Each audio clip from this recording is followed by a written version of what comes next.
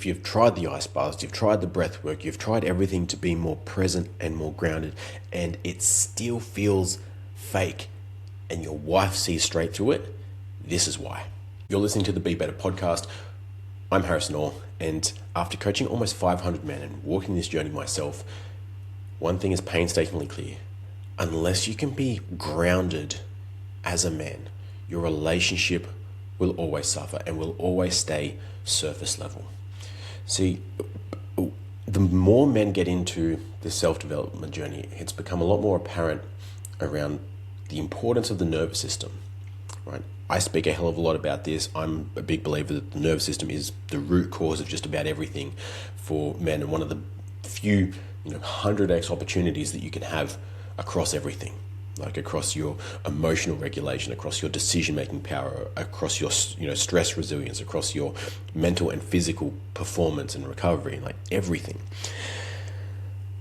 But what gets a lot of people confused, especially guys that are in this space because of the state of their marriage, right? A lot of men suck at doing things for themselves. So only start to make changes, or only see the importance in doing something when it's reflected back to them that their wife is unhappy, that there's a physical person there that is showing stress or frustration or these emotions that the man then doesn't know how to handle. I provide everything for you. What do you want from me? Like, what more do you want? Why is this not enough? And they get frustrated, they get reactive, and that breeds its whole host of own issues in doing that. But I want to focus here today on, for the guys that have done the breath work, the guys that have done the ice baths, done the meditation, done the journaling, and it still feels like a performance, right? Trying to stay present, trying to stay grounded, still feels like a mental challenge of, okay, don't get distracted, stay focused, don't think about anything else. Okay, her emotions are rising. Okay, bring back to my breath, slow it down, ground my feet, and having to run through that practice. And it doesn't feel embodied yet. It doesn't feel natural yet. I want to walk you through why. Because this level of depth is where not a lot of men get to. So the first is, yes, your nervous system work, right? Fixing your sleep, learning to breathe properly, removing stimulants, the blue lights, the things that are overstimulating you, like excessive caffeine, energy drinks, stimulants in general. And that's going to help. That definitely helps. That creates the first level of space, right? What we're doing there is creating a space or a gap between the stimulus, right, the person that triggers us, the thing that we were previously reactive to, and then how we respond. In those moments, though, like, we're creating more space, so it's not an instant. A lot of the time, though, there's still a level of reaction to it. There's still the increased heart rate. There's still the sweaty palms, or the tight jaw, or clenched fists, or there's still the need to defend, still the need to justify, the need to have a similar response, but maybe it's a little bit calmer. It's not as passive aggressive, not as forthright. And that's progress. Like, if you've got to that step, like, amazing, man. That's great progress. But it's not the end of the line. What we then want to do is go a layer deeper, because then the layer deeper is on an identity level. Now, when we consider that there are parts of our mind, of us, right? We are not one mind. And just about every human that I've ever spoken to, and all the things I've read and seen in my time, prove that whether people have a understanding of this or labeling for this, have still experienced it. And that's that there are parts of us, right? How many people have said, like, well, a part of me wants to do this and a part of me wants to do that. A part of me wants to stay calm and present, but a part of me wants to defend and prove that I'm right. A part of me wants to sleep in on the weekend. A part of me wants to go for a run. See how there's these different parts of us that want different things. Now, when we apply that to these situations where we get reactive or defensive, there's the part of us that is getting defensive, is getting reactive. And that part of us is what's called a protector, right? There are many parts of us, and consider these parts, like these parts were formed essentially when we were younger, right? There was a situation where we maybe felt an extreme emotion, something undesirable, right? We felt unloved, we felt embarrassed, we felt ashamed, we felt, neglected or left alone, whatever it is. And part of us learnt a strategy at that moment when we were 5, 7, 9 years old on how to avoid that. And that often comes in the form of, if I people please, right? If I make everybody else happy, then that means that I'm a good boy. That means that I'm happy. If I can defend if I defend myself, if I, in the terms of creating the story, justifying what I did or didn't do, if I make the other person know my side of the story, then I won't be at fault. And if I'm not at fault, then I can't be blamed, and then I'm not a bad person, right? Because if I can't be blamed, I've done nothing wrong, and therefore I'm a good person. And so it creates all these roles, like these different protectors. And from the situation of defending or getting reactive, let's stick with defending for now. It's protecting a part of you. So even just as a simple exercise right now, instead of saying, I have to defend myself, say to yourself, a part of me wants to defend me. A part of me gets reactive. And see if you feel anything different. See if you feel a slight separation, a slight opening, a slight space. Because a part of me wants to defend, to protect me. A part of me wants to do that. Okay. We're slowly creating that bit of separation here. Because as long as we say I, right, we take something on as an identity, then we will fight for that subconsciously, because that's who we see ourselves as and what we do and who we are and how we are. And we fight for that identity, right? It's like if someone's trying to lose weight and they keep saying, I'm fat, I'm fat, I'm fat. Well, you will continue to prove that reality. You will hold on to that belief as long as, until you learn to let it go. And so no matter what you're doing anywhere else, that is going to be the fundamental belief and identity that you hold. And that's what needs to shift to make the actions and then the discipline and everything else actually follow suit. It's the beliefs and the identity level that make this embodiment change, this identity level change, long lasting. So the nervous system level will create the gap between stimulus and response.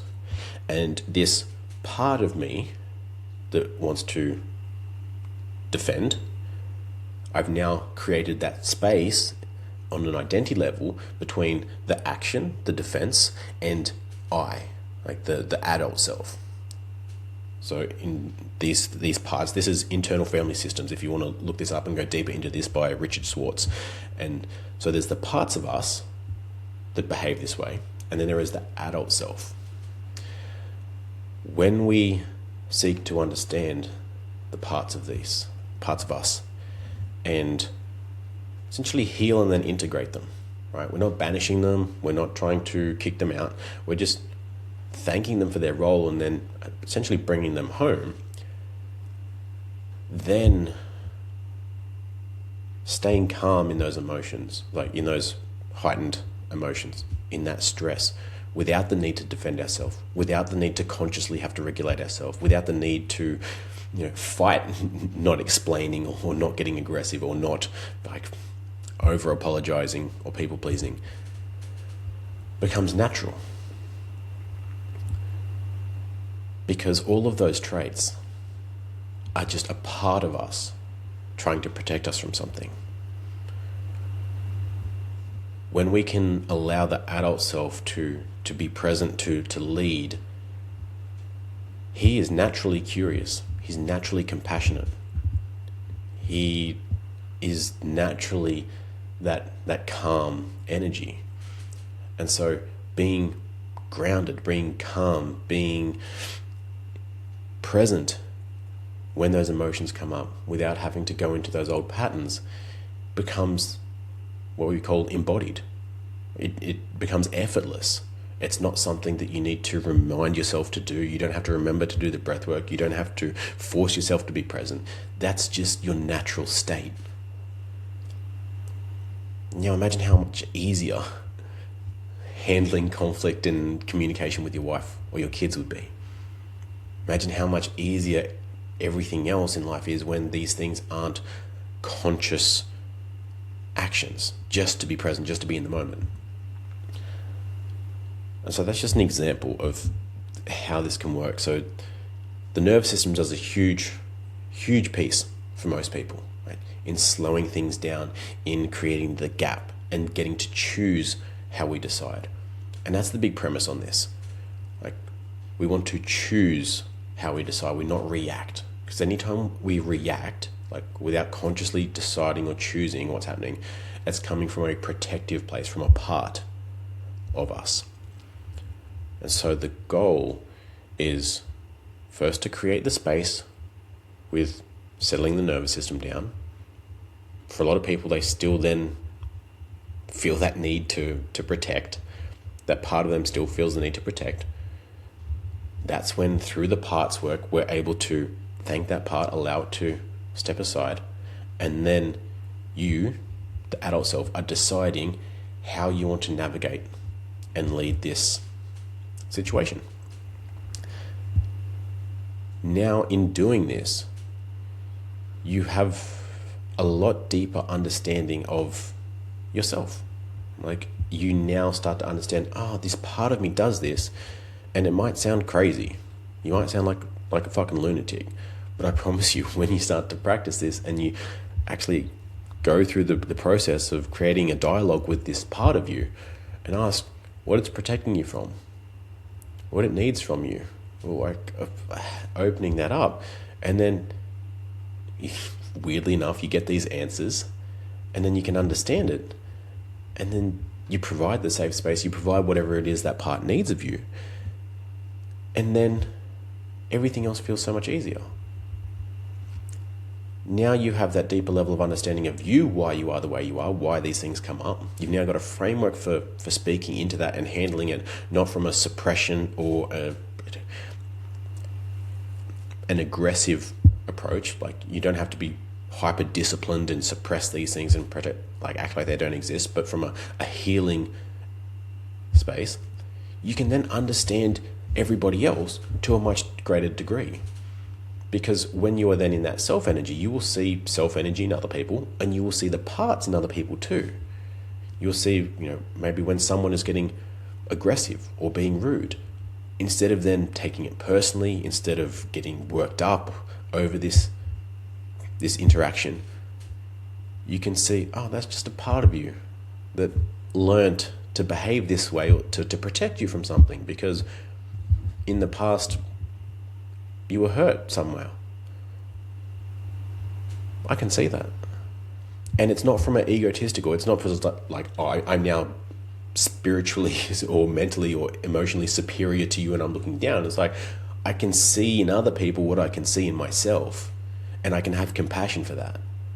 It's like everyone's on different stages of their journey. Some people haven't got to that level of understanding in themselves yet. So that's still to come if they want it. But ultimately, we are taking control over what we can control, and that's our state. That makes it so much easier for us to be the mirror, the leading mirror, as opposed to the reactive mirror in the interaction. Because up until now, you've probably been the reactive mirror. You know, your wife's emotions escalate, so you escalate, or you shut off, right? So, you know, your client's tone or voice picks up and increases, so then you try and match that because they're the one leading that interaction. Instead, when we flip that, and we can be naturally grounded, naturally curious and compassionate, and navigating that from a place of understanding and leading the conversation or the dialogue back to where it's constructive or where it needs to go, depending on the context. They have the opportunity to mirror us, to come back down to a more calm, grounded place, which then, in the context of our marriage and our kids, is what is referred to as a safe space.